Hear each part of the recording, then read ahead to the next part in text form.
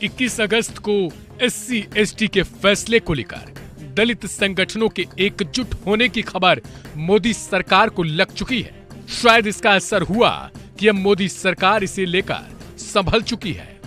सरकार ने अब इसको भांपते हुए भरोसा देने की कोशिश कर दी है कि CGI की अध्यक्षता वाली बेंच ने जो फैसला या फिर सुझाव दिया है उसे मोदी सरकार लागू नहीं करेगी। इसकी सांत्वना खुद प्रधानमंत्री मोदी ने SC/ST के सांसदों को मिलकर दी है।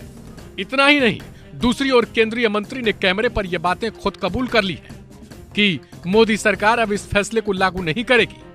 एक बहुत ही महत्वपूर्ण चर्चा हुई कैबिनेट में, उसके बारे में आपको ब्रीफ करना चाहूंगा। अभी जो हाल ही में माननीय सुप्रीम कोर्ट ने आरक्षण के विषय पर एक जजमेंट दिया है। इस जजमेंट ने सुप्रीम कोर्ट ने SC और ST के रिजर्वेशन के विषय में कुछ सुझाव दिए। आज माननीय प्रधानमंत्री जी की अध्यक्षता में कैबिनेट में इस विषय पर विस्तृत चर्चा हुई है और कैबिनेट का सुविचारित वेल थॉट थ्रू मत है कि NDA सरकार बाबा साहेब अंबेडकर जी के बनाए संविधान के प्रावधानों के प्रति प्रतिबद्ध है, संकल्पबद्ध है। लेकिन आपको बता दें कि 21 अगस्त वाले भारत बंद के फैसले को शांत करने की यह पुरजोर कोशिश कहीं न कहीं दिखाई जरूर दे रही है। इतना ही नहीं, दलित संगठनों का खुद साथ यूपी की राजनीति में दलितों के हक की लड़ाई लड़ने वाली मायावती ने भी विपक्षी समेत सत्ता पक्ष को भी जबरदस्त सुनाते हुए आगाह कर दिया है कि इस बार वो भी झुकने को तैयार नहीं है, क्योंकि या तो ये फैसला वापस होगा या फिर मायावती दलितों के साथ अडिग खड़ी रहेंगी। चुनाव के दौरान राहुल अखिलेश ने जिस संविधान की कॉपी को दिखा दिखाकर संविधान बदलने का वार किया, उसी को लेकर आज मायावती विफर पड़ी और कहा कि ये लोग डर दिखाकर वोट ले लिए, लेकिन दलितों के लिए हलक से इनकी आवाज तक नहीं निकल रही। सुनिए।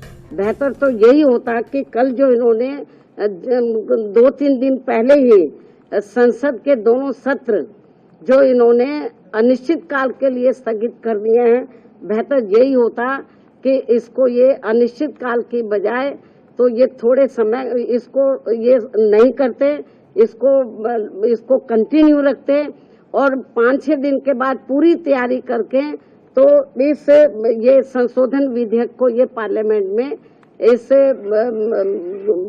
इस मामले को लेकर पार्लियामेंट में संशोधन विधेयक ये लाते, लेकिन नहीं लाए।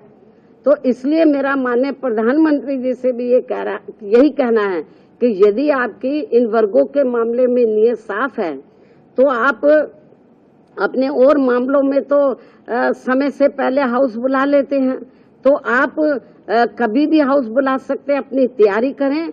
और ये जो 1 अगस्त 2024 को जो माननीय सुप्रीम कोर्ट का निर्णय आया है, तो इस निर्णय को निष्प्रभावी बनाएं, हाउस बुलाएं मतलब, और मालूम भी पड़ जाएगा कि हाउस में सभी दलों का क्या स्टैंड है।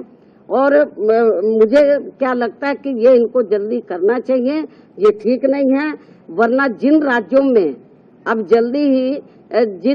राज्यों में जल्दी ही विधानसभा के आम चुनाव होने वाले हैं, तो इन वर्गों के लोग न बीजेपी को माफ करेंगे, न कांग्रेस को, न अन्य पार्टियों को माफ करेंगे, क्योंकि इन्होंने इस बार जो 18वीं लोकसभा के आम चुनाव हुए हैं उसमें इन वर्गों के लोगों के साथ बड़ा विश्वासघात किया, धोखा दिया है। इनको कहा कि हम संविधान बचाएंगे, आरक्षण आपका खत्म हो जाएगा। अब ये चुप क्यों हैं? अब ये लोग चुप क्यों हैं? तो लेकिन इससे साफ जाहिर है, ना ये संविधान को बचाने वाले हैं, ना आरक्षण को बचाने वाले हैं। अब ये समझ में नहीं आ रहा आरक्षण को लेकर ये जो संविधान को दिखाते घूम रहे थे सभी पार्टियों के लोग, अब क्यों नहीं संविधान को दिखा रहे हैं? अब क्यों नहीं आरक्षण की बात कर रहे हैं कि इनका आरक्षण जो निष्प्रभावी हो गया है, तो इसको प्रभावी बनाने के लिए इनको पार्लियामेंट का सत्र जल्दी ही शॉर्ट नोटिस में इनको बुलाना चाहिए और अपनी स्थिति बीजेपी की सरकार को क्लियर करनी चाहिए और बाकी पार्टियों को भी अपना स्टैंड क्लियर करना चाहिए। दूसरी ओर चंद्रशेखर आजाद ने कुछ दिनों पहले ही सरकार को चेता दिया था कि अब दलित झुकने वाले नहीं हैं और अपना हक लेकर रहेंगे। SC ST का जो रिजर्वेशन है उसका आधार आर्थिक नहीं है कि उसमें क्रीमी लेयर या वर्गीकरण किया जाए। उसका आधार जो है वो अनटचेबिलिटी है, छुआछूत है, भेदभाव है, जातीय उत्पीड़न है। तो सर्वोच्च न्यायालय को हमारी फिक्र ये बहुत अच्छी बात है, लेकिन सर्वोच्च न्यायालय को सबसे पहले उन्हीं के ऑर्डर के अकॉर्डिंग जातिगत जनगणना करानी पड़ेगी, फिर उसके आंकड़े जुटाने पड़ेंगे, उसके आर्थिक आंकड़े भी जो है जारी करने पड़ेंगे, तभी वो इस सब चीजें कर सकती है। तो उनको करना पहले चाहिए। अगर वो दलित वर्गों के इतनी हितैषी हैं तो उनको सब सारा बैकलॉग भरवाना चाहिए और जातिगत जनगणना के ऑर्डर सरकार को देने चाहिए। अगर SC ST एकजुट रहेगा तभी अपनी लड़ाई लड़ पाएगा। हम तो लंबे समय से अभी जो है SGPG जो है वहां लखनऊ में और इलाहाबाद जो है यूनिवर्सिटी में जिस तरह से NFS करके हमारे लोगों को निकाला गया, ये स्पष्ट है।